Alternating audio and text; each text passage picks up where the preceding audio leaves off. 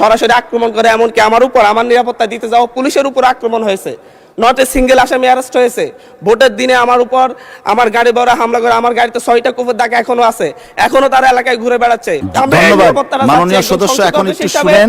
এটা আমার হাহাকারও বলতে পারেন। আমি যে নোটিশটা দিয়েছি এটার উপর তো আমার বক্তব্য আছে। ব্যক্তিগতভাবে এটা এত বেশি হুমকির মুখোমুখি হতে হচ্ছে। মাননীয় স্পিকার, আমি আসলে নির্বাচনের আগ থেকেই আপনারা জানেন আমি যে অঞ্চলে জন্ম নিয়েছি সেই অঞ্চলে একটি দ্বীপাঞ্চল, এবং যেখান থেকে ইলেকশন করেছি সেই জায়গায় ভূমিদস্যু জলদস্যুদের উৎপাত অনেক বেশি।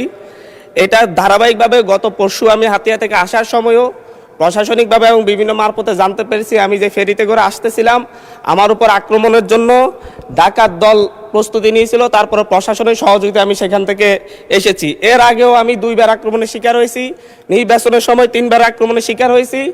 আমার পক্ষে যারাই কোনো কথা বলে, এমনকি মসজিদে আমার জন্য দোয়া করেছে, সেই মসজিদের ইমামকে মসজিদের ভিতর থেকে বের করে এনে প্রচণ্ডভাবে তার উপর হামলা করা হয়েছে, এবং তাকে আজকে প্রায় 1.5 মাস ধরে তাকে চিকিৎসা নিতে হচ্ছে। আমার উপর যারা আক্রমণ করেছে আমি আপনাকে সেই জায়গায় কিছু নোটিশের সাথে কিছু ডকুমেন্টস দিয়েছি যে সরাসরি অস্ত্র হাতে আমাকে কোফাতে আসা হয়েছে। একজন সংসদ সদস্য হিসাবে আমি এই বিষয়টা এখানে উপস্থাপন করতে বাধ্য হচ্ছি, কারণ এই জায়গাটায় আমি মনে করি সন্ত্রাসীদের কোনো রাজনৈতিক ঠিকানা নেই। প্রতিনিয়ত বিভিন্ন একটি রাজনৈতিক দলের পদধারী এবং বিভিন্ন ক্ষেত্রে পূর্বের ফ্যাসিবাদী লোকজন তারা সরাসরি ফেসবুকে থেকে একটি রাজনৈতিক সংগঠনের এখনকার শেল্টারে থেকে ফেসবুকে ভিডিও আকারে আপনারা যদি তদন্ত দেন, তদন্তে আমরা রিপোর্ট পেশ করব, ভিডিও দিব, এবং প্রত্যেকটা রেকর্ড আমাদের কাছে আছে যে তারা কিভাবে আমাকে হত্যার হুমকি দিচ্ছে, এলাকায় ঢুকতে না দেওয়ার হুমকি দিচ্ছে। আমি তো আমার যেই এলাকা যেখান থেকে আমি নির্বাচন করছি সেই এলাকায় আমাকে নিরাপদে যাওয়ার ব্যবস্থা করতে হবে, নিরাপদে আমাকে থাকার ব্যবস্থা করতে হবে, আমার সাথে যারা নেতাকর্মীরা চলাচল করবে তাদের নিরাপত্তা দিতে হবে। এটা একজন বিশেষ অধিকারের ব্যাপারে, এটা বিশ্বব্যাপী একজন সংসদ সদস্যের বিশেষ নিরাপত্তা বিধান করা রাষ্ট্রের দায়িত্ব, সরকারের দায়িত্ব। অথচ আমার উপর সরাসরি ভিডিওতে এবং সংবাদ মাধ্যমে প্রকাশিত সরাসরি অস্ত্র হাতে আমাকে কোপাতে আসা ব্যক্তিও এখন যখন আবার আমার নেতাকর্মীদেরকে হুমকি দিচ্ছে, তাহলে তো আমি অবশ্যই নিরাপত্তাহীনতায় ভুগবো। তো এই ব্যাপারটা অবশ্যই গ্রহণ করে আমি মনে করি একটা তদন্তে পাঠানো দরকার, সংসদীয় তদন্ত হতে পারে, এবং কারা এই ব্যাপারে আমাদেরকে, আমি সহ আমার নেতাকর্মীদেরকে কিভাবে হত্যার হুমকি দিয়ে এবং এখন এলাকায় থাকে সরাসরি আক্রমণ করে, এমনকি আমার উপর আমার নিরাপত্তা দিতে যাওয়া পুলিশের উপর আক্রমণ হয়েছে। নট এ সিঙ্গেল আসামি অ্যারেস্ট হয়েছে।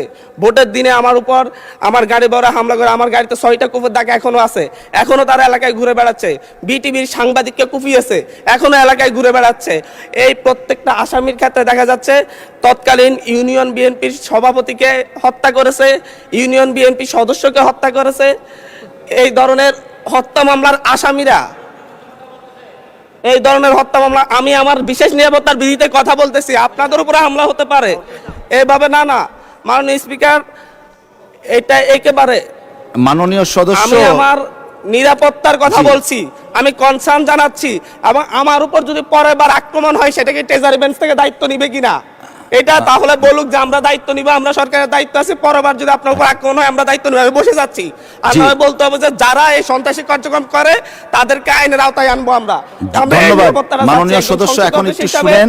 এটা আমার হাহাকারও বলতে পারেন, কারণ আমি মামলা দিয়ে জিডি করে এখন পর্যন্ত মাননীয় সদস্য অধিকার পাচ্ছি না, যার কারণে আমাকে সংসদে বলতে হচ্ছে। একটু শুনুন দয়া করে, আপনার নোটিশটা পেয়েছি এবং আপনি বসেন দয়া করে।